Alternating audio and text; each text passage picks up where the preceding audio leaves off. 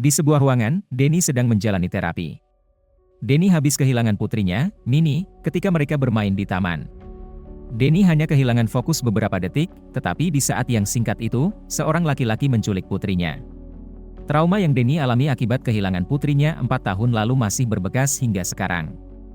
Denny kemudian menerima sebuah pesan, memanggilnya untuk bekerja. Penculik Minnie mengatakan dia tidak ingat apa-apa saat menculik Minnie, jadi dia dibiarkan lepas karena memohon tidak bersalah dengan alasan sakit mental. Denny adalah seorang detektif di kota New York, dan rekannya Nick memberitahukan bahwa ada kasus baru yang aneh. Seseorang menelpon dan mengatakan bahwa ada ban yang akan dirampok, bahkan sampai memberitahukan kotak berangkas nomor 23 yang akan dicuri. Anehnya, sudah ada 2 kejadian yang mirip selama 2 minggu terakhir ini, jadi kali ini, kepolisian New York menganggap serius laporan tindakan kriminal ini. Sampai di minivan operasi, Denny dan timnya melihat seorang pria yang nampak familiar. Dia duduk di bangku dan seorang wanita kemudian menghampirinya. Denny dan timnya mendengar percakapan mereka. Pria itu meminjam pemantik wanita tadi dan tiba-tiba mengatakan kepadanya bahwa hari ini sangat amat panas, lalu dia pergi. Wanita itu tampak sedikit kebingungan. Pria itu kemudian menghampiri penjaga bank dan mengatakan sesuatu juga kepada mereka. Denny langsung keluar mengejarnya, sambil menyuruh timnya mengawasi wanita tadi.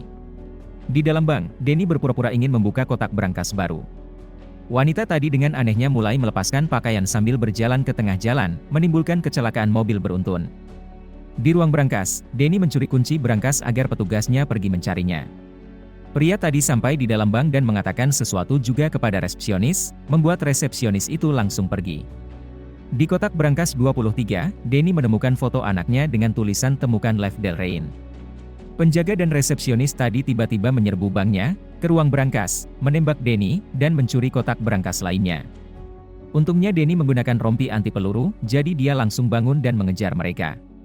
Di luar, wanita tadi ke air mancur untuk mandi, sedangkan penjaga dan resepsionis tadi mengendarai sebuah mobil dan menabrakkannya.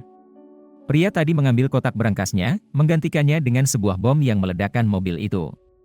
Denny pergi mengejar pria itu ditemani timnya sampai ke sebuah atap. Pria itu kemudian menghipnotis temannya Denny untuk malah menodongkan pistol ke Denny. Ketika dia menyebut nama pria penculik Minnie, Denny kaget dan dia langsung menanyakan apa yang orang itu ketahui, sambil menunjukkan foto tadi. Orang itu melihat bahwa dia salah mencuri kotak berangkas, lalu menyuruh agen Denny untuk saling membunuh dan dia melarikan diri. Di bawah, Nick memberitahukan bahwa orang yang dihipnotis semua tidak ingat apa yang terjadi. Denny mengatakan bahwa orang tadi bisa menghipnotis siapapun untuk melakukan kehendaknya, tetapi Nick masih sangat skeptis. Di malam hari, Nick menelpon Denny dan memberikan identitas penelpon misterius mereka, Denny pun langsung pergi ke situ. Kita kemudian melihat seorang terapis hipnotis bernama Diana dengan pelanggannya. Denny datang mengganggu sesi mereka untuk menanyakan soal pria tadi, yang dia anggap bernama Lev. Di luar, pelanggan tadi terlihat dihampiri oleh seseorang. Diana langsung tegang mendengar nama Lev dan menyuruh Denny pergi, ketika tiba-tiba pelanggan tadi menerjang kaca tokonya menggunakan motornya. Yang sangat aneh, pria tadi langsung membunuh dirinya sendiri dengan serpihan kaca tajam. Diana langsung tahu bahwa ini adalah ulah Lev, dan Denny pun membawanya ke sebuah tempat aman bersama Nick, untuk menanyakan apa yang Diana ketahui. Diana memberitahukan Denny dan Nick bahwa beberapa manusia dilahirkan memiliki talenta psikis untuk mempengaruhi pikiran orang lain, yang disebut para hipnotik. Mereka bisa membuat orang lain melakukan, melihat, dan mendengar apapun yang mereka mau. Diana tahu semua ini karena dia juga seorang hipnotik. Nick tidak percaya, tetapi Diana langsung mempraktekkan kemampuannya dengan menyuruh Nick pergi keluar. Gawatnya, di luar Nick didatangi oleh Lev. Diana menjelaskan bahwa ada sebuah organisasi rahasia milik negara bernama Division yang mengumpulkan orang-orang ini dan melatih mereka. Division kemudian mengirim mereka ke seluruh penjuru dunia untuk misi-misi rahasia demi kemakmuran Amerika Serikat. Lev adalah hipnotik terkuat, tetapi dia berkhianat dan mencoba mengambil alih Division. Diana adalah salah satu agen yang menentangnya. Division berhasil memenjarakan Lev, tetapi Diana tahu dia nanti pasti lepas, jadi dia keluar dari Division dan memulai hidup baru. Tiba-tiba lampunya mati, dan Nick mendatangi mereka dengan tatapan liar. Nick berusaha membunuh Denny dan Diana karena dihipnotis oleh Lev, bahkan sebuah tembakan tidak mampu memecahkan hipnotisnya, jadi Diana menembak Nick mati. Denny dan Diana kabur ke sebuah tempat makan dan mereka melihat di TV bahwa mereka sekarang menjadi buronan karena telah membunuh Nick. Denny memperlihatkan foto yang dia temukan dan curhat soal anaknya yang hilang. Tiba-tiba seorang sheriff datang dan melihat mereka berdua. Diana langsung menghipnotisnya dan menyuruhnya melaporkan bahwa mereka sudah pergi ke arah utara. Berapa saat kemudian suara Lev terdengar dari protofon milik sheriff tadi, dan ternyata dia sudah di tempat itu juga bersama dua sheriff lain. Danny memancing mereka menggunakan foto yang Lev inginkan, dan menyuruh Diana untuk kabur duluan. Danny kabur ke arah rel kereta dan mencoba untuk kabur dari mereka di situ. Anehnya, persepsi Danny tiba-tiba menjadi aneh, membuatnya melihat hal-hal yang tidak nyata. Lev berhasil menyudutkan Danny, tetapi Diana tiba-tiba muncul dengan sheriff tadi dan menabrak dua sheriff milik Lev. Diana dan Danny lalu kabur menuju perbatasan, di mana Diana menggunakan kemampuannya agar mereka bisa lolos pemeriksaan, lalu lanjut ke Meksiko. Di jalan, Diana memberitahukan bahwa Danny memiliki perlindungan mental yang lumayan tinggi, jadi dia dan Lev kesulitan mengendalikan pikiran Danny. Sampai di Meksiko, Diana membawa Danny bertemu dengan atasannya dulu, seorang manusia biasa yang juga memiliki perlindungan mental yang kuat. Mereka berhasil masuk ke rumah atasannya, dan menanyakan kepadanya soal Lev yang sudah lolos dari penjara. Atasan Diana mengatakan bahwa Lev mengincar Domino, sebuah alat pengendali pikiran yang sangat kuat milik Division. Saat tertangkap dulu, Lev menghapus ingatannya sendiri, tetapi 6 minggu lalu, ingatannya mulai kembali sedikit. Dia meninggalkan beberapa pemicu yang perlahan-lahan mengembalikan ingatan dan kekuatannya, dan foto yang Danny pegang adalah salah satu pemicu itu. Diana kemudian sadar bahwa atasannya sebenarnya adalah Lev, lalu dia dan Danny langsung kabur.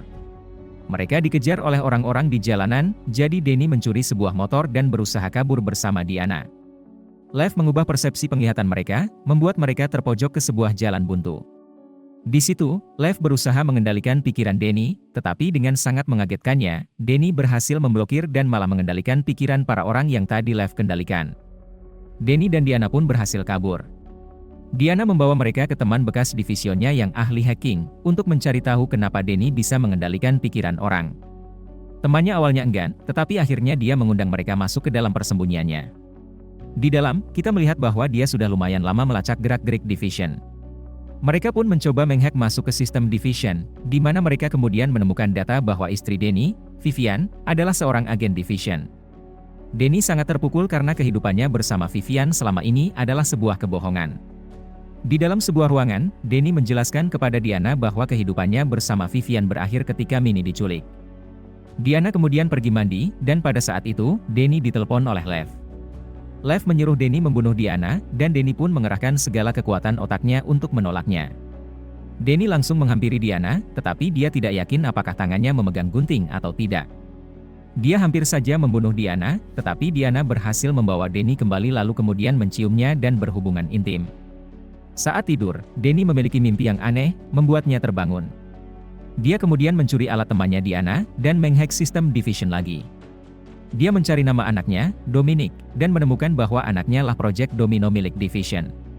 Kemudian Danny mencari nama Diana, dan sangat kaget ketika melihat bahwa Diana adalah istrinya. Saat dia melihat foto istrinya di ponselnya, fotonya malah berubah menjadi gambar Diana. Diana tiba-tiba keluar dan Danny langsung menyadari segalanya. Danny menanyakan keberadaan anaknya kepada Diana, tetapi Diana malah mengatakan hanya Danny yang tahu. Danny langsung teringat masa lalunya yang asli. Division melihat bahwa anak antara dua orang hipnotik yang kuat, yaitu Danny dan Diana, memiliki kemampuan hipnotik yang sangat kuat, jauh melampaui semua hipnotik yang pernah ada. Jadi Division ingin melatih Dominic untuk menjadi seorang agen hipnotik yang kuat, demi kepentingan Amerika Serikat. Danny kemudian menyadari bahwa dia masih berada di dalam Division selama ini, dan semua ini hanyalah simulasi yang mereka buat untuk otak Danny. Kita melihat tempatnya tiba-tiba langsung berpindah ke sebuah ruangan luas, di mana banyak agen Division sedang menonton. Semua orang yang Danny kira sudah mati, termasuk Diana dan Nick, ternyata adalah agen hipnotik Division. Mereka melakukan ini kepada Danny karena dia menyembunyikan Dominic dan menghapus ingatannya sendiri agar tidak ada yang tahu lokasi Dominic. Semua yang kita tonton dari awal sampai sekarang adalah rekayasa Division untuk membuat Danny mengingat di mana dia menyembunyikan Dominic. Lev Derain adalah petunjuk yang dia tinggalkan untuk dirinya sendiri, bukan nama pemimpin Division. Danny lari keluar ruangan dan menemukan kerangka-kerangka dari tempat-tempat yang kita lihat dia kunjungi sepanjang film. Dari bank, tempat praktik hipnotis Diana, bahkan sampai kejar-kejaran di Meksiko pun semua adalah rekayasa mental yang dirancang Division. Mereka kemudian mengatakan bahwa simulasi ini sudah diadakan 12 kali dan selalu gagal di sini. Danny bersikeras tidak mau memberitahu lokasi Dominic, jadi Division menangkapnya lagi. Diana mendatangi Danny untuk membujuknya sekali lagi. Sebagai istrinya, Diana terlihat sangat kasihan terhadap Danny, tetapi Danny tetap menolak, memaksa Division untuk menghapus lagi ingatan Danny dan memulai simulasi untuk kali ke-13. Kita pun sekarang menyaksikan ulang kejadian-kejadian dari awal film, kali ini disertai dengan kejadian yang sesungguhnya. Dimulai dari terapi Danny, lalu berlanjut ke minivan tim polisi. Ketika tiba saatnya untuk Danny mengejar pemimpin Division, dia tiba-tiba menghilang dari kamera.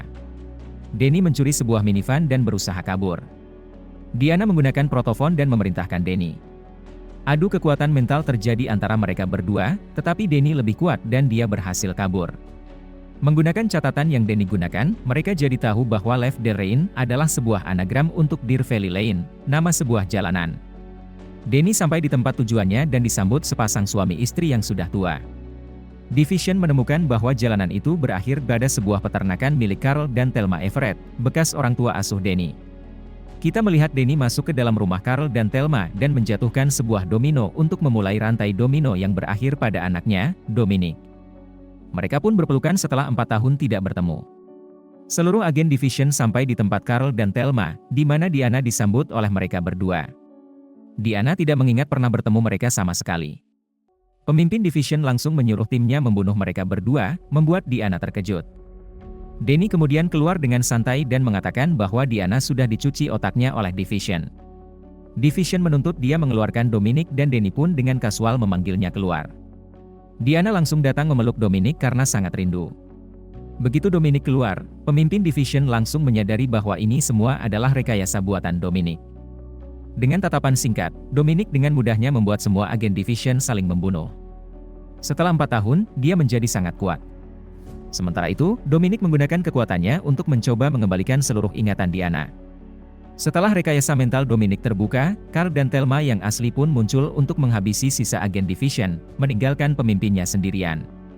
Dominic selesai mengembalikan ingatan Diana, kemudian dia langsung menggunakan kekuatannya lagi untuk membuat pemimpin Division menembak dirinya sendiri.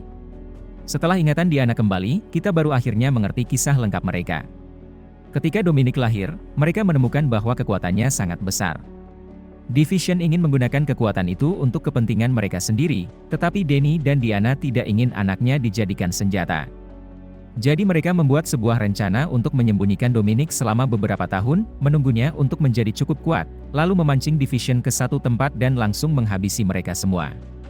Danny harus menghapus ingatan Diana terlebih dulu, lalu kemudian meninggalkan pemicu-pemicu ingatan, dan terakhir menghapus ingatannya sendiri, agar lokasi Dominic tidak bisa dikorek dari ingatan mereka. Kasih yang mereka miliki untuk satu sama lain, beserta pemicu-pemicu yang Danny tinggalkan, memicu ingatan Danny untuk perlahan kembali, lalu foto Dominic adalah pemicu terakhir untuk memberitahukan Danny lokasi Dominic, dan memancing seluruh agen Division ke sini untuk menghabisi mereka. Sekarang mereka pun sudah bebas dari cengkraman Division. Bebas, untuk memulai hidup baru mereka sebagai sebuah keluarga utuh.